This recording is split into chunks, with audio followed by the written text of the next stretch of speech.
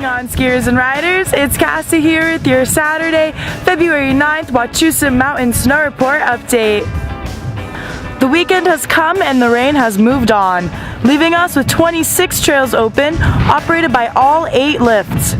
Skies are recovering, becoming partly cloudy today, with temps in the 20s and winds reaching up to 35 miles an hour. So remember to layer up. We were able to blow snow last night, allowing you to ski or ride on a nice fresh corduroy top coat on loose granular snow. Come on out and enjoy the sunshine. Come join us in the Nature's Path tent today from 10:30 a.m. to 2:30 p.m. for complimentary organic snacks. Afterwards, you can join the Warmtown Brewery in the Copper Top. The brewery crew will be enjoying beer and helping create your own hat for the Blizzard of 78 party. And that's all for now. Thanks for tuning in. Go check us out on all our social media, and I will ski you on the slopes.